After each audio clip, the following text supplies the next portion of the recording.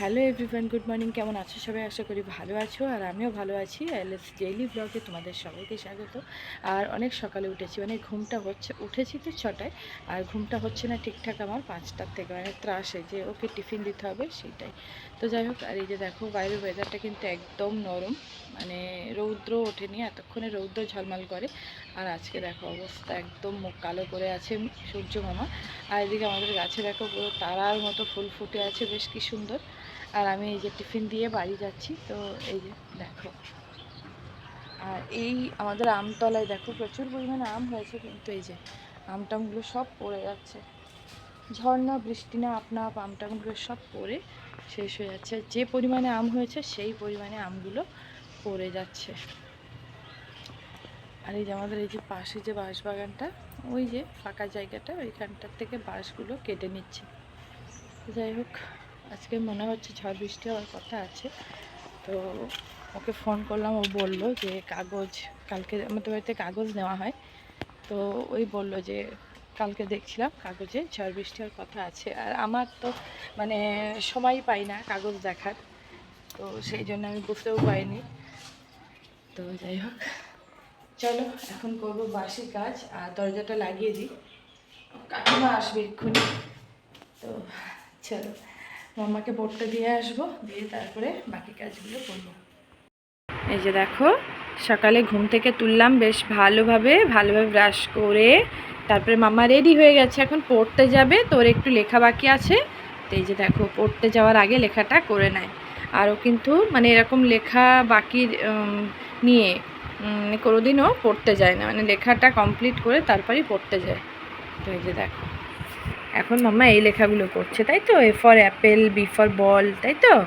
হ্যাঁ, করো করো করো, টাইম হয়ে গেছে। আর 7টায় পড়া, তো আমি ওকে 7:30টায় পাঠাই, কারণ ছোটো মানুষ, এর থেকে আর কত সকালে তুলবো। তো যাই হোক, লেখাগুলো করে নিক, নিয়ে তারপরে আমি দিয়ে আসি, এসে তারপরে বাকি কাজ করব।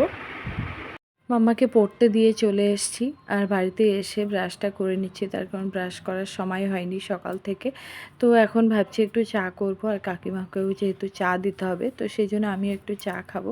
তো ব্রাশটা করে নিলাম, তো তারপরে এইদিকে আমি চা বসানোর জন্য এগুলো ধুয়ে নিচ্ছি। আর এই যে আমার কাপটা না পড়ে গিয়ে ভেঙে গেছে। তো এটা হচ্ছে আমার মেয়ের কাপ, তো আমাকে খুব বকেছিল যে তুমি আমার কাপটা কেন ব্যবহার করো। তো কি বলবো বলো তো, শখের জিনিস ভেঙে গেলে কিন্তু সবারই কষ্ট হয়, ঠিক আছে? আর ওর জিনিসগুলো খুব সুন্দর করে গুছিয়ে রাখতে ভালোবাসে। তো আর এদিকে আমার অষ্টম প্রহরে গিয়েছিলাম, সেই যে হরিলুটের বাতাসা ছিল, বাতাসা তো কেউ খায় না, তো এদিকে আমি চা করে বাতাসাগুলো খেয়ে নিচ্ছি। এদিকে চাটা খেয়ে নিয়েছি, চা খেয়ে তারপরে দেখো বাসি কাজ আজকেও হয়নি, তো এদিকে বসাবো রান্না। তার জন্য এই যে চালটা ভালো করে ধুয়ে নিচ্ছি, তার কারণ মানে রান্নাটা, ভাতটা যদি ওর টাইম মতো দিতে না পারি, তো তারপরে আমার আর কি ভাত দিতে গেলে প্রচুর ভোগান্তি হয়ে যাবে, ঠিক আছে? তো সেই জন্য ভাবছি চলো বাসি কাজ পরে হোক, কিছু করার নেই। তা আগে ভাতটা, তরকারি রান্না করে ওকে টিফিন, মানে দুপুরে ভাত দিয়ে তারপর আমি বাকি কাজ আমি নিশ্চিন্তে করতে পারবো। তো এদিকে চালটা আমি বেশ ভালো করে ধুয়ে নিচ্ছি, আর চালে কিন্তু ভালো করে ধুতে হয়, তার কারণ ওই যে পাউডার টাইপের হয়, তো ওটা কিন্তু খাওয়া খুবই খারাপ, ঠিক আছে? আর এদিকে লাল শাকগুলোও ধুয়ে রেখেছি, তো আজকে হবে লাল শাক, আর করব পটল আলু ট্যাংরা মাছ, আর করব ঢ্যাঁড়স ভাজা। তো কালকে যে ঢ্যাঁড়সের রসা করেছিলাম তার থেকে অল্প ঢ্যাঁড়স রেখে দিয়েছিলাম, তো সেগুলো ভাজা করব। এই যে আলু দিয়ে ভাজা করব, একটু পেঁয়াজ পেঁয়াজ আর একটু এরকম গোটা গোটা রসুন কেটে নিয়েছি, নিয়ে দিয়ে ভাজা করবো। আর এদিকে আমি পটল আলু কেটে নিয়েছি, আর নিচে আছে ঢ্যাঁড়সের আলু ভাজা। তো চলো জালটা ধরিয়ে নিই। রান্না বান্না করলাম, তারপরে খাওয়া দাওয়া করে কি যে মাথা ব্যথা শুরু হলো। আর এখন বাজে কিন্তু প্রায় 7:30, মানে এত পরিমাণে মাথা যন্ত্রণা করছে, মানে আমি চোখ দিয়ে মাথা দিয়ে পুরো ব্যথা হয়ে গেছে, বীভৎস পরিমাণে যন্ত্রণা।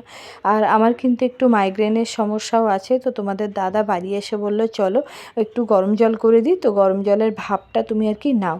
তো আমি বললাম ঠিক আছে চলো একটু নিই, কারণ আমার যখনই এরকম হয় তো আমাকে গরম জল করে দিলে মোটামুটি আমি একটু স্বস্তি পেয়ে যাই। মাথা ব্যথা একটু হালকা হয়েছে, তার মধ্যে মেয়ে বেশ আদা দিয়ে কড়া করে চা করে দিল, তো একটু চা খেলাম, বেশ আরও একটু ভালো লাগছে। আর বললাম চলো সন্ধ্যাবেলায় সবাই মিলে একটু মুড়ি মাখা করি। সন্ধ্যাবেলা না, এখন প্রায় 7:45 বাজে, তো কেন জানি না হঠাৎই ইচ্ছা হলো, তো সেই জন্য মাখিয়ে ফেললাম। আর আমরা সবাই মিলেই খাবো, তো তার জন্য একটু বেশি নিয়েছি, কারণ মুড়ি মাখানোটা কিন্তু সবারই ভালো লাগে। আর এতে আমি পেঁয়াজ লঙ্কা সর্ষের তেল দিয়ে মাখিয়েছি। তো যাই হোক, আর মাম্মা এদিকে খাচ্ছে দুধ বিস্কিট, কারণ মাম্মাকে মুড়ি চানাচুর দেবে না, তো সেই জন্যে। আর ইদানিং কেন জানি না ও দুধটা খেতে চাইছে না, তো যাই হোক সেই জন্য ওর পাপাই আর কি জোর করে মোটামুটি দুধটা খাওয়ানোর চেষ্টা করে বাড়িতে আসলে। আর আমি এদিকে মুড়ি মাখিয়ে নিচ্ছি, আর পেঁয়াজগুলো না বেশ মিষ্টি মিষ্টি, মানে মুড়ির সঙ্গে খেতে গেলেও না বেশ ভালোই লাগে। আর ও এদিকে দেখো টুকটাক, মানে আমার শরীরটা ভালো নেই, তো যতটা পারে একটু কাজ গুছিয়ে দেওয়ার চেষ্টা করছে। ভাত বসিয়েছি, কারণ ভাতটা একটু অল্প আছে, তো তার জন্যে ভাবলাম চলো অল্প ভাতটা বসিয়ে দিই। আর এদিকে ভাত বসিয়েছি, মানে ভাত প্রায় হওয়ারও পথে। তো এখন মনে পড়লো যে মাম্মার জন্য আলু সেদ্ধ দেওয়া হয়নি, কারণ মাম্মা ইদানিং আলু সেদ্ধ দিয়ে ভাতটা খেতে বেশি পছন্দ করছে। তো ওতে আর একটু ঘি দিয়ে দিলে ব্যাস ভাতগুলো বেশ তৃপ্তি করে খেয়ে নেয়। তো ভাবছি যে যেটা খেতে ভালোবাসে তাকে সেটা দিয়েই দেওয়া উচিত, তার কারণ আমি একরকম দেব, সেটা দিয়ে জোর জবরদস্তি করে খাওয়াতে হবে। তো যাই হোক, আলুগুলো আমি ছোট ছোট করে কেটে নিয়েছি। আর ভাতটা যেহেতু আমার হওয়ার পথে, আলুটা কিন্তু ভাতে দিলে সেদ্ধ হবে না, তো সেই জন্য আমি এদিকে আলাদা করে আবার গ্যাসে বসিয়ে দিলাম, এটা আস্তে আস্তে হতে থাক।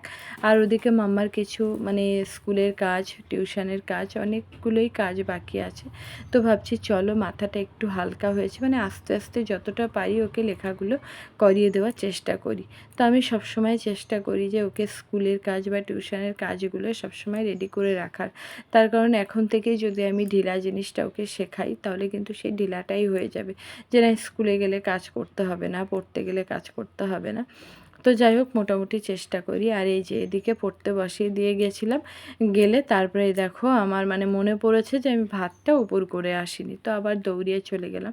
কিন্তু বাইরে দেখো, বাইরে কিন্তু একদম অন্ধকার, তারপরেও মাম্মা চুপচাপ বসে আছে, ওর কিন্তু প্রচুর সাহস, ঠিক আছে। তো চলো আর বক বক করবো না, ভিডিওটা এখানেই শেষ করছি। ভালো লাগলে প্লিজ সাবস্ক্রাইব।